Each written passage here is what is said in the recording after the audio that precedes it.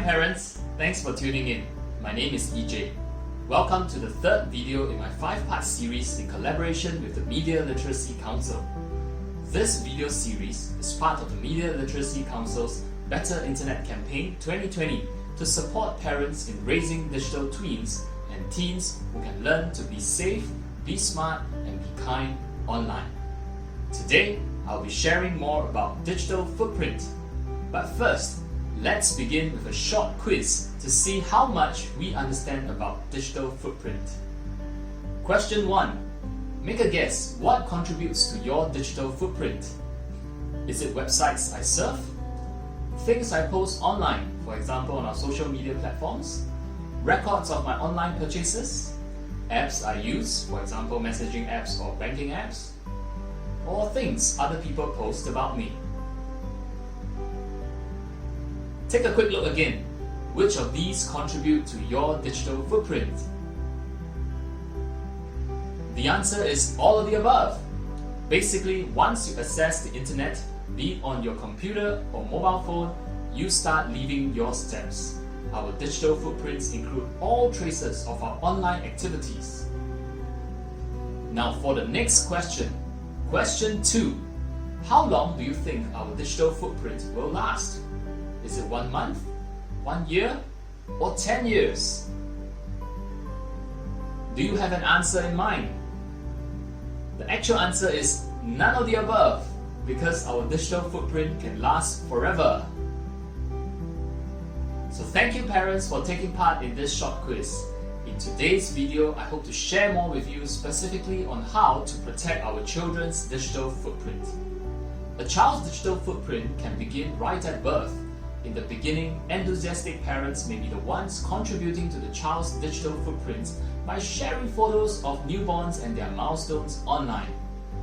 As the child grows and subsequently ventures online, they will begin their own sharing, inadvertently amassing an ever-growing amount of personal information online. It is important to help our children understand the long-term impact their digital footprint could have. Helping our children understand their digital footprints will help them choose and control what they leave online for others to find. Parents should also be aware of how they could be sharing information about their children online in a way that does not compromise their children's digital footprint. So here are 5 tips to discuss with your child about digital footprint. Tip number 1. Once you post it, it doesn't belong to you anymore. Remind our children that the internet is a public place. Anything that you do online can be shared, forwarded, print screen, copied, or saved by others. Once it is out, you can't take it back. They probably already know that, but children can be forgetful in the heat of the moment. Remind them of the billboard rule, where if they wouldn't want their photo, comment, or post put up on a billboard for everyone to see, then they shouldn't be posting it online as well. Tip number 2. Secure privacy settings. Most social media apps have default settings such as share with everyone online. This could bring about the risk of privacy and security compromise by identity thieves or hackers who will steal these personal information for misuse or abuse. Encourage your children to secure their privacy settings to ensure they share information only with their friends instead of everyone on the internet. While there is no guarantee that the posted information could possibly still be shared beyond this group of friends, securing these privacy settings would at least be a helpful mitigating measure in limiting exposure.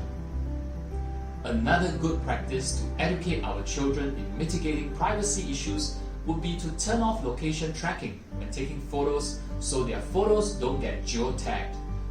The risk with geotagging is that online predators could potentially use the location information to track and stalk our children. Tip number 3. Conversation and check-ins. For children who just started using social media, discuss with them the possibilities of monitoring their social media profile on a regular basis together. This is so that parents can guide their children with appropriate information to be posted, as well as look out for oversharing of information such as posts that reveal telephone number, home address, how they are feeling, and what they are doing during the day.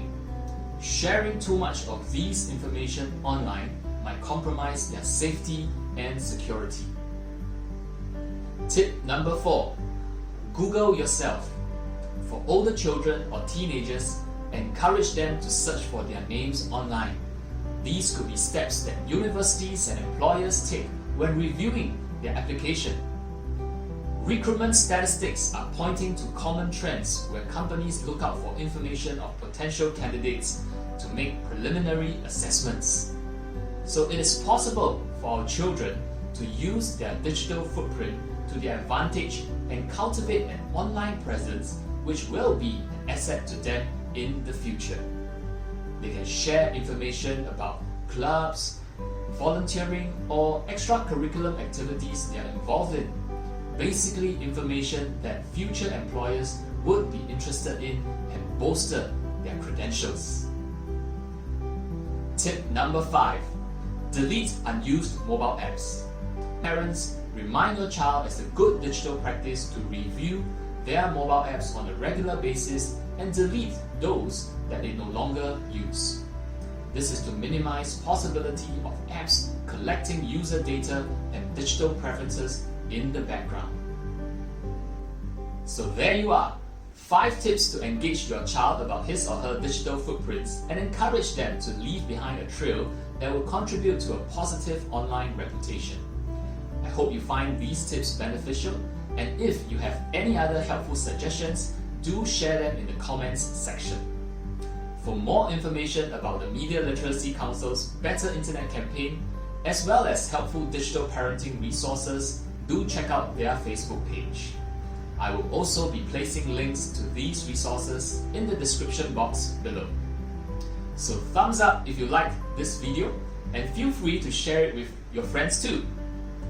In the meantime, take care everyone, stay safe and stay healthy. I'll see you in the next video.